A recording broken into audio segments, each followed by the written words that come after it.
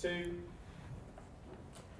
Hello and welcome to Solent Sports News. The main stories this afternoon, starting with football, and the Premier League champions Leicester City have found out who they are playing in the next stage of the Champions League. The Foxes take on Atletico Madrid in the quarter-finals. It's a repeat of the UEFA Cup clash from 20 years ago, which Atletico won. Both legs will be played next month. Southampton travelled to Spurs on Sunday, and 4 of the squad have been called up for the latest England squad. James Ward-Prowse and Nathan Redmond, who have both featured for the under-21s, will be included in the squad to face Germany and Lithuania next month. Gareth Southgate has also recalled Fraser Forster and Ryan Bertrand. Team Solent Ladies became champions on Wednesday. The side won the Bucks Western 2A League with a 6-0 win over Winchester University. Reporter Eleanor Pomeroy has more. Champagne celebrations began on Wednesday when Southampton Solent Ladies team won the Western 2A Bucks League. They beat the University of Winchester 6-0. Right back Genevieve Lewis was delighted to win the title. We haven't won quite yet, but I think it's a good enough lead for us to go through. And to do this in my final year as well is pretty cool. And like Jessie said earlier, it leaves a legacy for other teams because this team is a good team and there's a lot of first years in it. And they're going to be playing for the next couple of years as well. So for them to play in a higher league, it's a good feeling. It wasn't that easy all the way through. The ladies managed to get a point in the local derby against University of Southampton after the game finished 2-2. The team came out ready to win the league, and it wasn't long before they managed to score the first goal. Returning captain Rebecca Moody believes the team are back where they belong. It's a fantastic feeling. It's what we've been working for the whole year. It was our target at the beginning of the year to get back up to the same league that we were last season. After a red card to Winchester's goalkeeper and a few more goals, the game finished 6-0 and the celebrations began. Coach Jesse Waller-Lasson is proud of his team. Yeah, amazing. I mean, it's been a long time coming. We've had a long season, but we played really well, especially the last couple of games, and grind them out. So it's really just being proud of the girls. Really, it's been a good time. The well-deserved celebrations continued after the match and well into the night.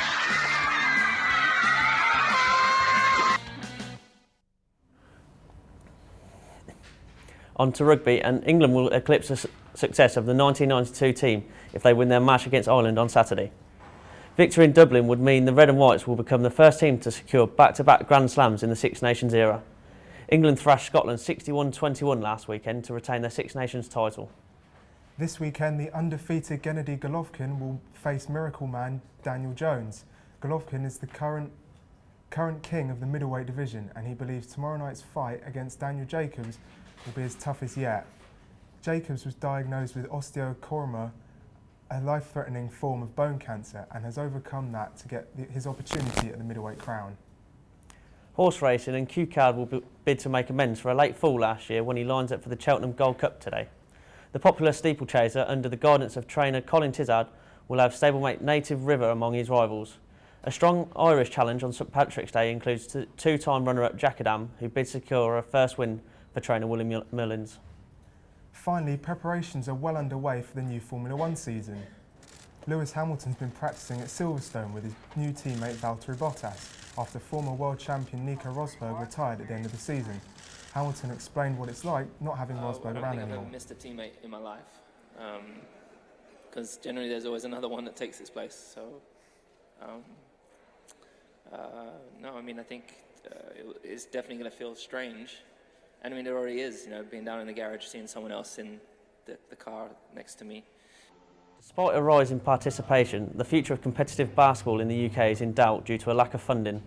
We've caught up with the Solent University basketball team to see what they thought. Here's George Brooks. Despite being the second most popular team sport played by teenagers, the future of competitive British basketball is in doubt due to a lack of funding. The GB basketball team had its funding withdrawn by UK Sport. However, Sport England recently awarded basketball £4.7 million in funding for development. Team Solent coach Thomas Henderson believes that this is not enough and that the competition needs to improve for the authorities to take funding seriously.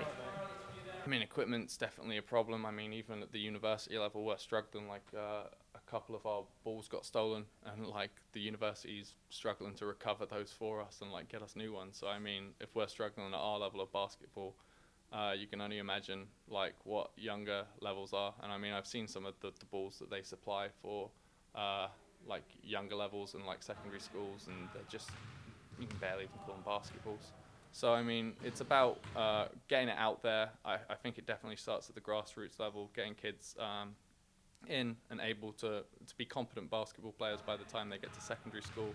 I mean, it's just awareness and getting it up to a higher level. I feel like the youth coaching in this country is very subpar.